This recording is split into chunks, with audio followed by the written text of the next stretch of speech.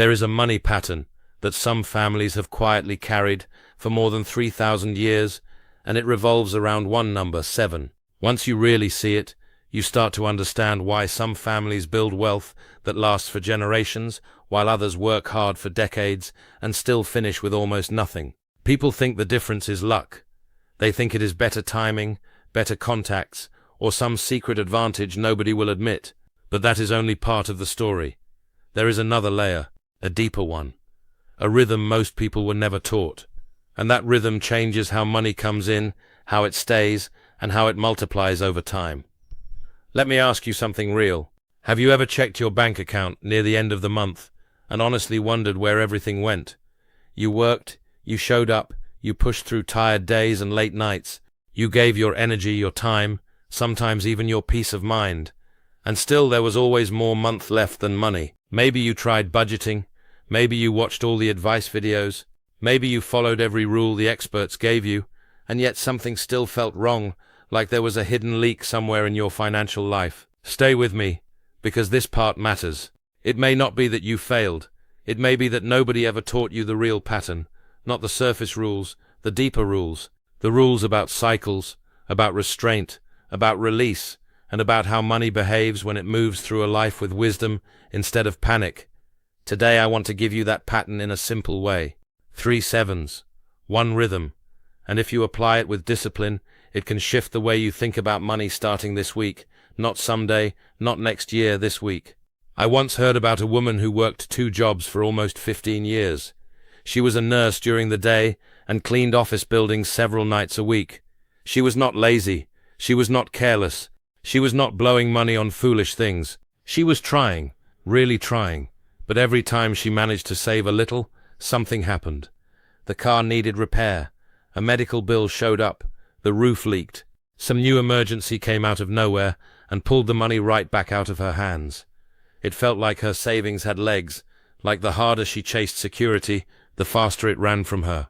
And all around her, she saw other families who did not seem to work any harder than she did, yet somehow they were buying homes, helping their children, building real stability.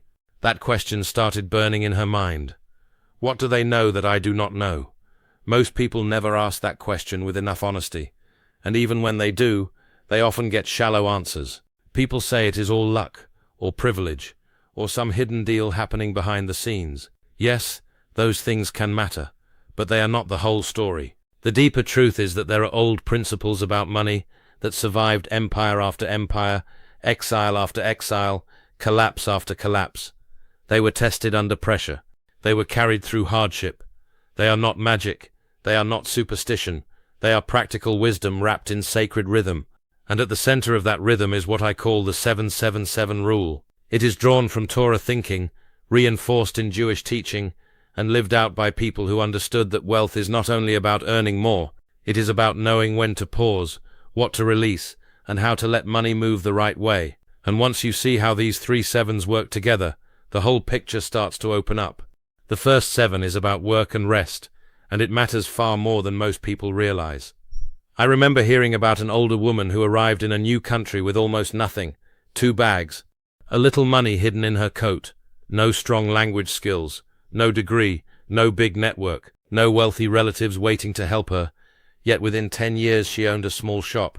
Within 20 years she owned the building too. By the time she passed away, she had left enough behind to help the next generation begin their lives with a real foundation. When someone once asked her how she built something so solid from so little, she gave an answer that sounded strange at first. She said, "The secret is not only in how hard you work, the secret is in when you stop." That sounds simple, maybe even too simple, until you understand the deeper idea. In Exodus, the instruction is clear. 6 days you shall labor, but the 7th day is for rest. Most people hear that and file it under religion alone. But there is a financial wisdom inside it too. Because when you grind 7 days a week without real pause, your mind changes. You lose sharpness. You stop seeing clearly. You say yes to things you should reject. You spend to soothe exhaustion. You make choices from fatigue instead of wisdom. And fatigue is expensive, very expensive. Here is where it gets powerful. When someone makes room for sacred rest, not lazy avoidance, but real rest with reflection, gratitude, review, and space to think, their work becomes cleaner during the other 6 days. Their judgment improves, their timing improves, their emotional spending drops, their vision returns, and vision makes money in a way hustle alone never can. That older woman treated the 7th day seriously. Every week she shut the door, stepped back, and refused to let the noise of business consume her. Other shop owners laughed at her for closing while they kept selling. They thought she was losing money by stopping, but the truth was the opposite. Because she rested, she returned with a clearer head. She noticed what customers needed, she stocked smarter, she priced wiser, she spotted small opportunities before others did. Her mind was not fried, her spirit was not crushed. She was not working in a blind fog, and that matters. People think non-stop effort always wins. It does not. Sometimes non-stop effort is just motion without direction. Sometimes it is fuel being burned while the driver has no map. If you are working every single day right now, thinking that one more shift, one more side job, one more restless weekend will finally pull you ahead, I want you to slow down and hear this carefully. Constant motion is not the same as progress. There is a kind of rest that actually protects wealth. There is a kind of pause that saves you from bad decisions before they become costly mistakes. This is the first 7 of the rule. Work in a 6-and-1 rhythm. 6 days of focused effort, 1 day of full reset. Step back, review your numbers, think about your direction, ask what is working and what is draining you. Reconnect with what matters most so that money does not become your master. And yes, this may feel uncomfortable at first, especially if your life has trained you to believe that stopping means falling behind. But sometimes the person who stops with wisdom moves farther than the person who never stops at all. Don't click away here, because the second 7 is where the whole idea becomes even more practical, and almost nobody talks about it plainly. The second 7 is about release. In Torah language, this connects to the 7-year cycle, often called the year of release. At the end of every 7th year, debts were to be forgiven, and the financial burden was not meant to stretch forever without mercy. Now think about how different that is from the modern system. Today the world tells you debt is normal. Carry it for years, stretch it for decades, make minimum payments, stay attached to old obligations until they quietly eat your future 1 month at a time. The entire machine is built to keep people paying without ever really breaking free. But the older wisdom says something radically different. Debt should not become an endless identity. Burdens should not be carried forever just because you got used to them. There was a man I once heard about who had done well in real estate for years. He had properties, income, confidence, reputation. Then the crisis came, markets shifted, values dropped, the whole structure cracked under him. When the dust settled, he was carrying millions in debt across different properties, and the weight of it was crushing him. He could not sleep. His marriage was under pressure. One morning he sat in his car outside his office and could not even make himself go in. That is what financial pressure does when it goes on too long. It does not just hit your wallet.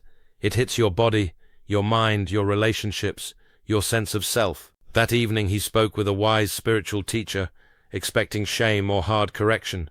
Instead he heard something surprising. He was told, "This is your year of release, not because nothing matters, but because this is the moment to stop carrying what is no longer meant to be carried."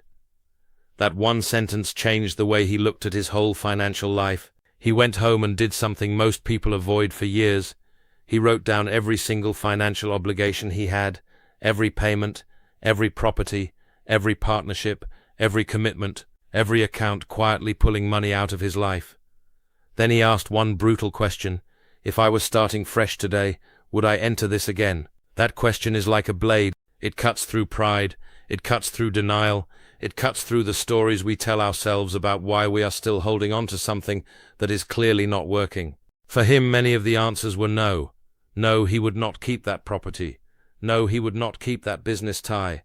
No, he would not keep certain expenses that had become normal only because they had been there for years. So he began to release them. Not overnight, not magically, but steadily. He sold some assets at a loss. He ended relationships that were draining time and money. He cancelled recurring costs he had stopped noticing. It took time, it took humility, it took pain. But little by little the burden lifted. His income later became smaller than before, yes, but his costs were so much lower, and his mind was so much clearer, that for the first time in years he was actually breathing again. That is the second 7. Every 7th cycle, whether you choose to practice it every 7 months, every 7 seasons, or every 7 years, you stop and do a full release review. What needs to end? What needs to be cut? What are you keeping only because you are embarrassed to let it go? This week, write it all down. Every debt, every subscription, every hidden recurring charge, every monthly pull on your energy. Then ask that question with honesty. If I were starting fresh, would I say yes to this again? Some of you will find your freedom on that page, and the third 7 may be the one that changes everything. The third 7 is about giving first, not last. This is where many people get uncomfortable, because the world trains us to give only after we feel completely safe, and most people never reach a moment when they feel completely safe. There is an old pattern in Genesis where a man, with almost nothing to his name and uncertainty all around him, makes a vow that if provision comes into his life, a portion of it will be given back. Notice the timing. He does not make the vow after he becomes secure. He makes it before. He is not standing in abundance. He is standing in need. That is what gives the moment its power. In Jewish thought, giving is not treated as random charity when convenient. It is tied to righteousness, to right order, to the way resources should move through a community, so that money does not become stagnant, cold, or self-worshipping. In the 7-year release cycle, there was also a special pattern of redistribution, making sure the vulnerable were not forgotten, making sure wealth did not simply circle among the already comfortable. Now here is the part many people miss. The power is not only in giving some amount, it is in giving it first, before bills swallow your attention, before impulse spending gets a vote, before the month starts making your choices for you. When giving becomes the first move, not the last leftover, something changes inside you. You stop acting like money is your only shield. You begin to train your heart and your habits in a different order. And order matters, deeply, because money follows habits faster than it follows wishes. Stay with me, because I know what your mind may be saying right now. It may be listing the reasons you cannot afford to do that, but sometimes the deeper truth is this. You cannot afford the mindset that always waits until there is extra, because for many people extra never arrives. I remember hearing about an older widow who lived very simply on a small pension and modest savings. People around her worried constantly about whether she would have enough. They brought her meals, they checked on her, they assumed the wisest thing she could do was hold tightly to every dollar. But month after month she still gave, not huge amounts. Sometimes it was 20, sometimes 50, small by some standards, but never random to her. People told her it made no sense. They said she needed to keep everything for herself because her situation was too fragile. But she answered with calm conviction, I cannot afford not to give. In her mind, giving was not carelessness, it was alignment. It reminded her that fear would not be allowed to rule every financial decision she made. And over the years something beautiful happened. She lived carefully, she invested simply, she avoided waste, she kept giving, she did not become reckless, she became ordered. When she died in old age, people discovered that her modest savings had actually grown steadily through the years, not because she chased every flashy scheme, but because she lived with discipline and did not allow panic to turn her life into chaos. There is an old line in the Talmud that says to tithe in order to become wealthy. Many people hear that and treat it like poetry, but the deeper idea is practical. Giving first creates structure, structure creates awareness, awareness creates better choices change outcomes. So here is the simple way to practice the third 7. Starting with your next paycheck, set aside 7% first, not later, first. You can direct it toward people in need, a meaningful cause, or your community, in a way that is real and responsible. Begin there, give first. Then watch what happens over the next 7 months, not only in your finances, but in your mindset, your self-control, and your sense of trust. Let me slow this down for 1 second and bring all 3 parts into focus, because this is the heartbeat of the whole message. The first 7 says rest every 7th day, so your mind stays clear, your choices stay wise, and your work stays focused rather than desperate. The second 7 says every 7th cycle, stop and release what no longer belongs in your life, so old burdens do not become permanent chains. The third 7 says give 7% first, before the month starts pulling you in 10 directions, so money moves through your life with purpose instead of fear. rest, release, give. That is the pattern. And when you see it together, it stops sounding like three separate ideas and starts feeling like one living rhythm. Because money needs rhythm. Without rhythm, it turns into pressure. Without rhythm, it becomes chaos. Without rhythm, it slips into your life like a fog and slowly takes over your mind. But with rhythm, money becomes a tool again, something you direct, something you steward, something that serves life instead of swallowing it. Think about the beauty of that. 6 days of effort, 1 day of reset, cycles of review and release instead of endless attachment. A first portion given away so your heart never learns to worship what came into your hands only for a season. This is not just finance, it is formation. It shapes who you become while you are trying to build what you need. And if you are still here, you already know there is something honest about this. Because deep down, most people do not only need a better strategy, they need a better rhythm. And rhythm is what keeps a life from falling apart under the weight of constant pressure. Keep listening, because this next part may be the most important of all, what this pattern actually produces over time. When families live inside this rhythm for years, the result is bigger than money. Yes, finances often become stronger, waste is reduced, debt is handled with more courage, decisions become cleaner. But there is more. Relationships improve because money panic is not dominating every conversation. Health improves because non-stop exhaustion is no longer treated like a badge of honor. Children grow up seeing that work matters, but rest matters too. They learn that review is normal. They learn that generosity is not an afterthought. They learn that wealth is not just something you grab, it is something you manage with responsibility. That is what real generational wealth looks like. Not just cash passing from one hand to another, but wisdom passing from one heart to another. A family that knows how to stop. A family that knows how to cut dead weight. A family that knows how to give before fear takes over. Those habits do not disappear when one person dies. They echo. They shape the next generation. They change the emotional atmosphere of a home. And that matters more than most people ever say out loud. Because plenty of people leave behind money, and also leave behind confusion, conflict, and financial disorder. But when wisdom travels with the money, the inheritance becomes much stronger. This is why the rhythm of 7 is so powerful. It does not just aim at making you richer, it aims at making you steadier, clearer, stronger, more free. Some of you have been trying to solve a rhythm problem with income alone, more hours, more hustle, more strain. But sometimes the breakthrough is not in adding one more thing. Sometimes it is in restoring the order that has been missing all along. And once that order returns, the same money can begin to behave very differently because the person handling it has changed. So if you want to make this practical, start small and start now. For the first 7, protect 1 day every week as a true stop. Not half working, not pretending to rest while your brain stays trapped in stress. Actually stop. Turn down the noise. Look at your numbers. Review where your money went. Think about where your life is going. Eat slowly. Breathe deeply. Let your mind come back online. For the second 7, choose a review cycle and honor it. Every 7 months is a strong beginning if 7 years feels too far away. Sit down and list every financial pull in your life. Ask what is useful, what is dead, what is draining you, and what you are keeping only because letting go hurts your pride.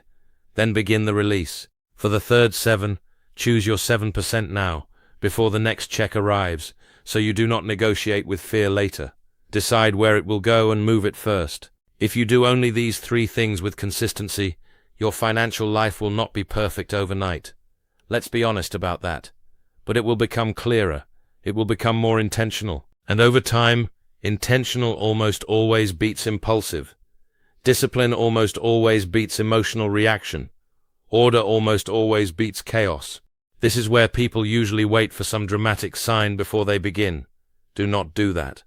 Do not wait for perfect confidence. Do not wait for a calmer season.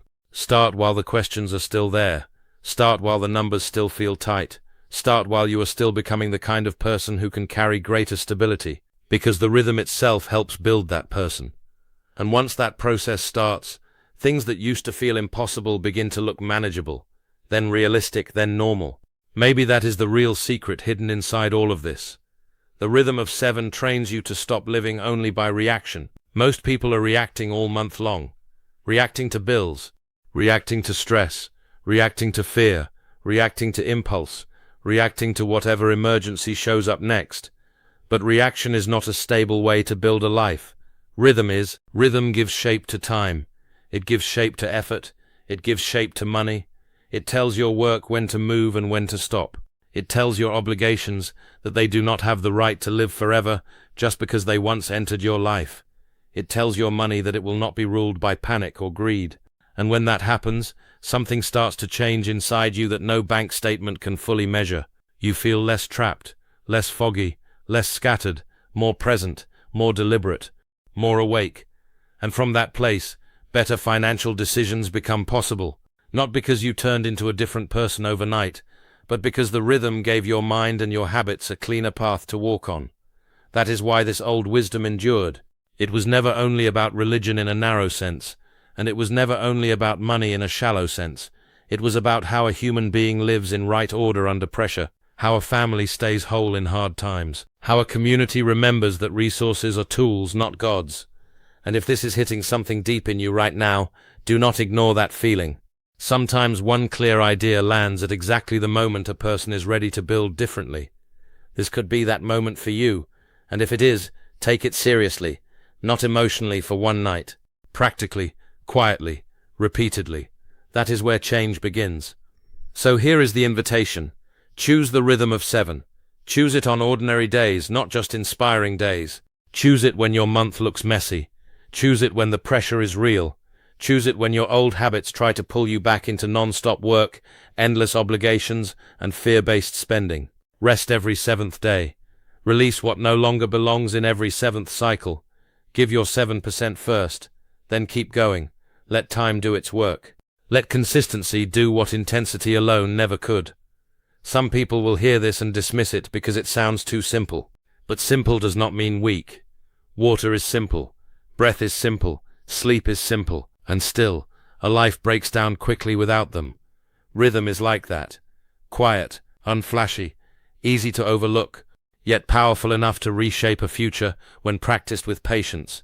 And if you know someone who works hard but never seems to move forward, someone who is always tired, always stretched, always one surprise away from falling behind, share this message with them. Not because it is trendy, not because it is dramatic, but because sometimes a single shift in rhythm can redirect the course of a whole life. And if this message stayed with you, if something inside you recognized the truth in it, then hold on to these 3 words and do not let them go. Rest, release, give. That is the rhythm. That is the pattern. That is the doorway into a different kind of financial life, one built not only on effort, but on wisdom. Start this week. Start with what you have. Start before you feel fully ready. And watch carefully what begins to change when your money finally starts moving in the rhythm of 7.